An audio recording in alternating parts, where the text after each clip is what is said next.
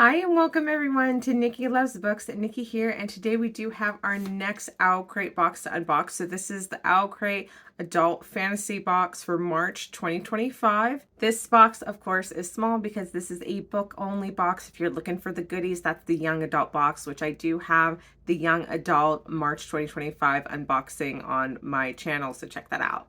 So just a reminder that the pamphlet for OwlCrate is now digital. So you have to scan the QR code on the inside of the box to pull up the pamphlet. So of course, it will tell you the theme of the month, all the information about the special edition, as well as a Spotify playlist. So do not forget that the Adult Fantasy Box does contain a Spotify playlist as well. Getting into that digital pamphlet, the first thing we need to know is what is our theme this month? And this month's theme is Tempests and Tides. And our beautiful book this month is Upon a Starlit Tide by Kell Woods. Such a stunning cover. So before we get into all the details of the exclusive edition, let's talk about the book. Our March book is a fairy tale inspired historical fantasy that features lush prose and a dark, enchanting romance. Our protagonist is the youngest daughter of a wealthy ship merchant. She spends her days by the ocean looking for adventure and dreaming of sailing off into the distant horizon. Her best friend, an English smuggler, is the only one who truly understands her. After a storm ravages the coast, she finds herself saving a mysterious stranger from the ocean's clutches, and soon an unusual relationship develops between the two.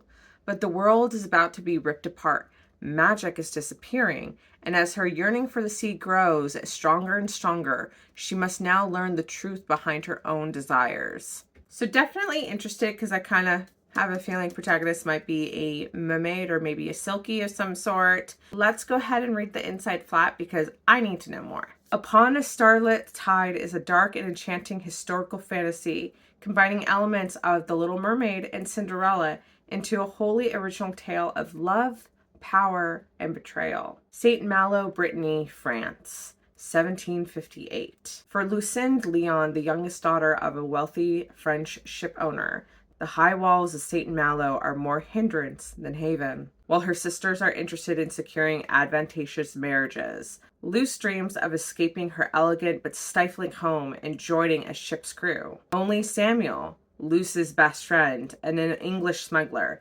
understands her longing for the sea, secretly teaching her to sail whenever she can sneak away. For Luce, the stolen time on the water with Samuel is precious. One stormy morning, Luce's plans are blown off course when she rescues Morgan de Chatelaine, the youngest son of the most powerful ship owner in St. Malo, from the sea. Immediately drawn to his charm and sense of adventure, she longs to attend the glittering ball held in honor of his safe return and begins to contemplate a different kind of future for herself.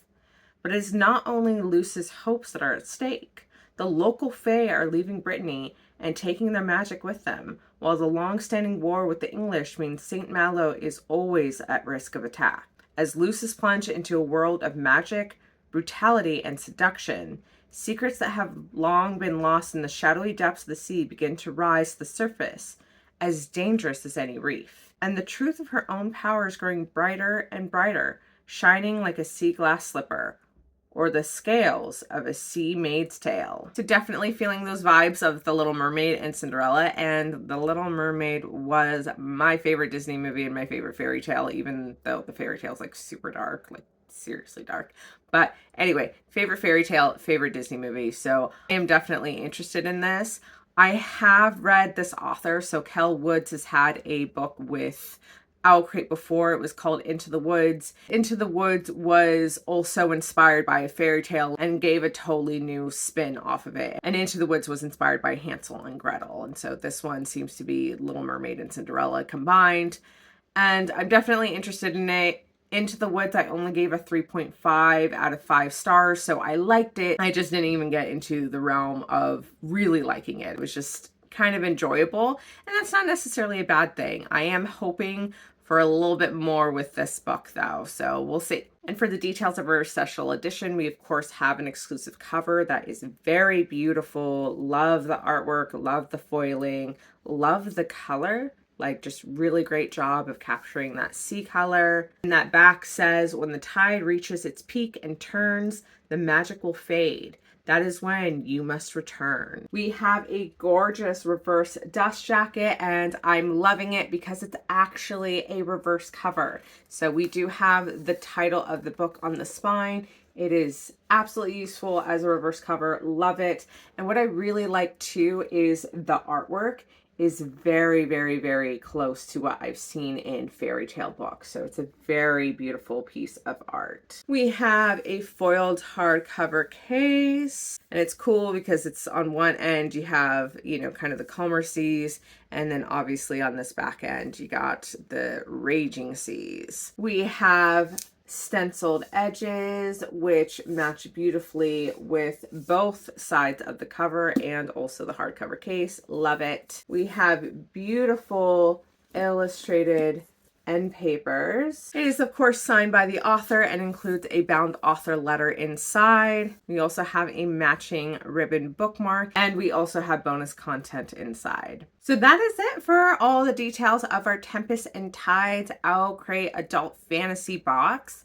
Thank you all so much for being here. Let me know your thoughts on the book design, if you're excited to read this. Don't forget to like this video to see me do more unboxings, and please subscribe to join me for all the bookish fun. We have kept our OwlCrate boxes, so we have the adult and the young adult boxes, as well as the romance and romantasy boxes. I think I got those quarterly boxes as well. We also have bookish box and darkly boxed for the time being. Again, for those of you who know, I am in the process of a divorce, and so my financial situation has changed. So I've had to make some hard decisions when it comes to my book subs, but I have kept OwlCrate, and for very good reason. They're fantastic, and I have been a subscriber for literally, I think 9, maybe 10 years. I'm not sure if I've done the full 10 years, but I've been a subscriber for at least 9. So I definitely wanted to keep this box, and hopefully I'll be able to continue to do so. And as for when I can actually get to this, I have no idea. It's going to be a while. With upheaval in my life, I have just had so many things go back burner, and reading definitely was one of them, unfortunately. I love my books. It's definitely my self-care, but I have so many other things going on. So my book reading has slowed down. I am still reading The Courting of Bristol Keats, which I believe was the adult fantasy book from OwlCrate for November, and it is now March. So yeah, I'm behind, and I have a lot of books in between that book and this book, like a lot. I don't even want to talk about it. I don't want to think about it. I don't want to count the books in between. I am hoping to finish The Courting of Bristol Keats this week because I've been on it for so long. I do like it, but again, I think I've said this before in other videos. I think it's a little bit too wordy. Like, there's stuff in there that I'm like, yeah, we could have cut this out. As far as I can tell. Again, I haven't finished the book. Obviously, it's going to be a series, so I'm like, I don't know if there is stuff in the book that is warranted that I'm kind of just like, this could be cut out, but who the heck knows? I am enjoying it. It's just too big in my taste, and it's not moving fast enough. But yeah, hopefully I will finish that book and I can move on to the next, and then just keep chugging along, and hopefully we'll get to this book at some point. So thank you all so much for being here. I will have another video coming out probably this weekend, and it will most likely be another video that was filmed back during the holidays that I just didn't get to because, again, life transition, life blowing up in my face, and all that fun stuff. I hope you have a fabulous weekend, and I will catch you next time.